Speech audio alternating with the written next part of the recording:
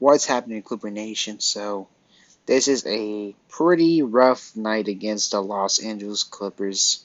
So pretty much the Los Angeles Clippers face against the John Morant Memphis Grizzlies. The Memphis Grizzlies have been on a run lately. They're literally like, I believe, literally third seed. John Morant is literally having an explosive year. Big shout out to John Morant. They are also really team oriented with players like Desmond Bain, Zaire Williams, Jaren Jackson Jr., Steven Adams, and all that good stuff. So the Clippers basically, like, in the first half it wasn't too bad. They were like they were fighting all stuff. Like we were down by like 11 points, but like throughout the whole game we played really sloppy. Like in terms of turnovers and all the stuff, like Clippers just kind of got real fancy and all stuff, and pretty much just trying to like gel with the new additions and all that, just trying to figure things out.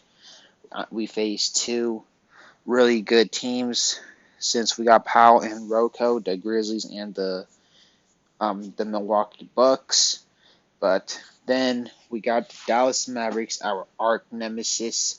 We face against Luka Doncic, but this is a really rough game. This really was a pretty rough game to say the least. And then the third quarter, fourth quarter, that's when the whole entire Memphis Grizzlies just exploded on us.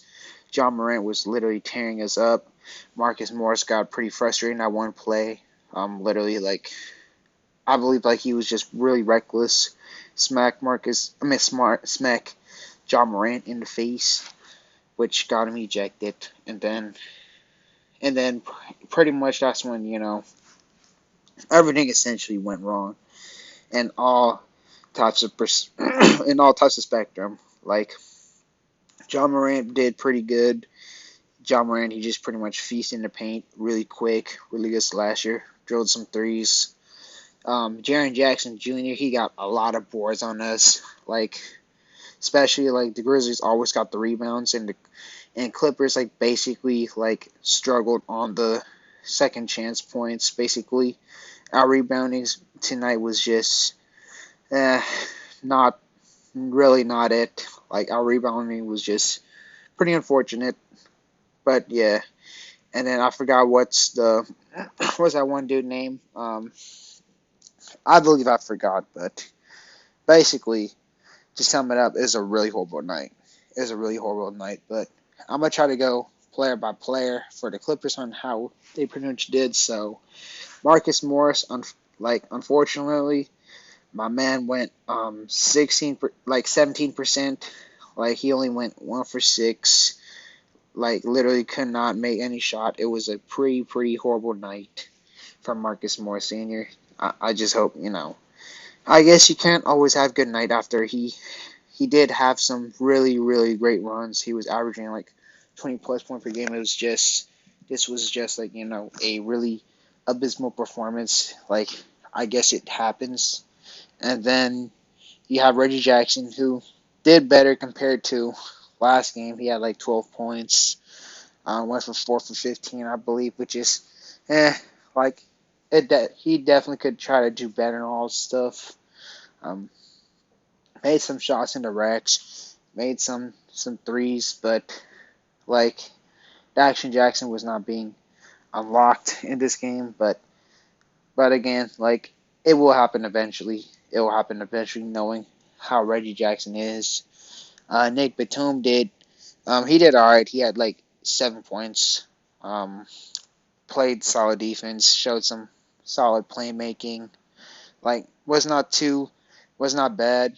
Was not like like the it was not like the Batum Battalion, of course. And then you pretty much have Norman Powell, who was still a really great player. Literally had 10 points in 4 minutes. Like he was literally like definitely easily our best player by far.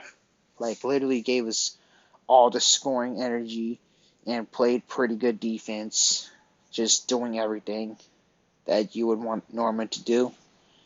And then we got Luke Canard, who was not bad. He was pretty efficient. He only took 4 shots in the game though, but nevertheless, he did have 100% from the 3-point line, like 1 for 1, and he only finished with like 5 points. But shit, like Luke just did not take much shots, but I I felt Luke did fairly good, just being a good shooter considering that now Norman's taking a lot of the minutes.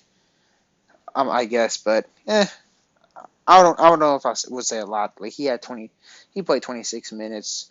Looking a little bit at the box scores, but and then Rocco, I thought he had some solid moments. Like he had some brings really good length, and his shooting was not as bad as like it would that we would expect because like in the Blazers he was just not really it, but he went like 4 for 10, 4 for 10, I believe, and then essentially Isaiah Hartenstein, like the box score looks really good, but I mean he was definitely not bad. He was anything but bad, but he basically like played a lot of garbage time, which made his stats look really really good, but I cannot say he played bad. He always brings energy, so that's a good part of Isaiah Hartenstein, and he is more of a mobile guard, and he brings playmaking, that's a big plus for Isaiah Hartenstein. Amir Coffey, essentially, he pretty much splashed some threes. Like I know a lot of it was in the second half, which is quote unquote garbage time, but I felt he did pretty solid, to say the least. Terrence Mann, like I know Terrence Mann pretty much was a little bit of a disappointment in some games, but in this game Terrence Mann was actually like solid, made some threes, got a nice beautiful drive in, and his defense did in a way somewhat stepped up, but unfortunately Terrence Mann's solid performance is definitely going to get overshadowed by pretty much the Memphis Grizzlies essentially beating us. But yeah, that's just a really big unfortunate part. But the biggest problem about the Clippers in this game on how we lost was the transition defense, rebounding, and basically, to be simple, our shots just basically cannot fall in, which it always happens. It always happens throughout like game to game. Like sometimes you just have really really good games, but then you just play a team that's really good at defense and has all the momentum to their side. So a team like Memphis would just pretty much overshadow the talent that the Clippers have. And also I could kind of suspect that the NBA trade deadline kind of made the Clippers a little bit nervous and all that. So which kind of resulted into playing like a lower performance. But the trade deadline's like within 2 days. It's gonna be on Thursday, so I don't know if the Clippers will make any moves or not. Hopefully, if we do make a trade, hopefully it's a smart one. Hopefully it's not going to be a player like Brandon Boston Jr. or J Scrub. But again, I just hope they just make the right decision. But this is just one of the games that, it was just definitely not our night. It was definitely not our night. We lost 2 games straight, which is understandably against 2 really good teams. One of the teams was a defending champs.